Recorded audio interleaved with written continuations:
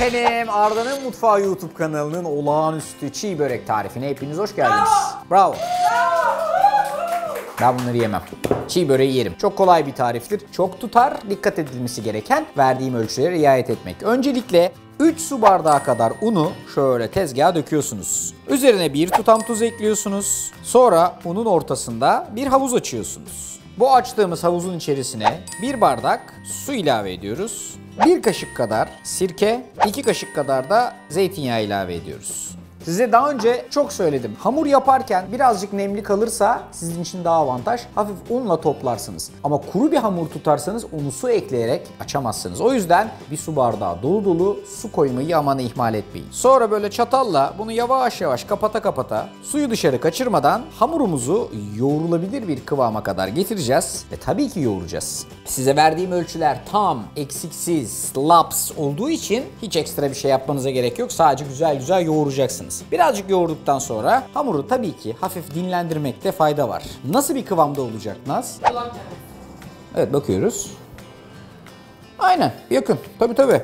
Ama şöyle yumuşak kıvamda bir hamur arıyoruz. Hangi hamuru sert arıyoruz? Kurabiye. Yuh.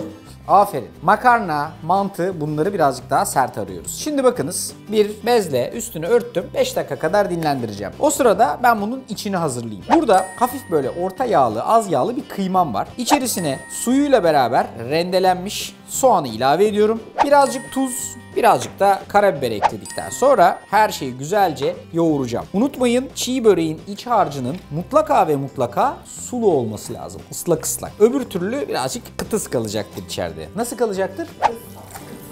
Kıtıs, tıkız, artık nasıl derseniz, böyle işte öyle kuru kuru kalmaması lazım. O yüzden bu yoğurma işlemini yaptıktan sonra içerisine birazcık su ekleyeceğiz. Su.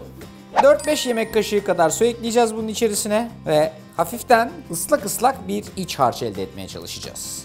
Kıymayı güzelce yoğurdum. Artık hamura dönebilirim. Bakınız, sevgili Şehnaz Hanım bana bir oklava temin etti. Tanıştırayım oklava, tanıştırayım merdane. Hangisiyle kolay çalışırsanız hiç sorun değil. Dinlenen hamurumuzdan cevizden birazcık daha büyük bezeler oluşturacağız. Yumuşak bir hamur olduğu için çalışması gayet kolay. Bunu böyle tezgahınızın üzerinde hafif yuvarlak bir kıvama getiriyorsunuz. Ondan sonra tezgahınızı azıcık unluyorsunuz. Sonra bunu bir oklava ya da merdane ile bu şekilde açıyorsunuz bu arkadaşı. İç harcınızdan şöyle alıp yayıyorsunuz. Arkasından kapatıyorsunuz. Sonra bir çay tabağıyla, böyle bir kenar kesici bıçakla, herhangi bir şeyle kenarından tırt yapıyorsunuz. Sığ yağda hafiften kızaracak. Ondan sonra da bu iş tamam olacak. Çiğ börek yapmak aynen bu kadar kolay.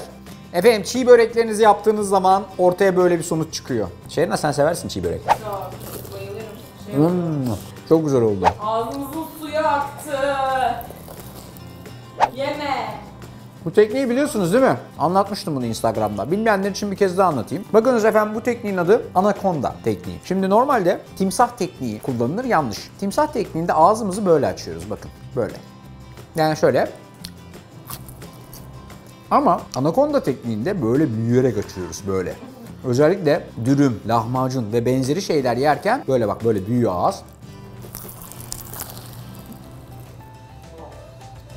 Anakonda tekniği çalışın. Hepinize afiyet olsun. Anakonda tekniği çok önemli.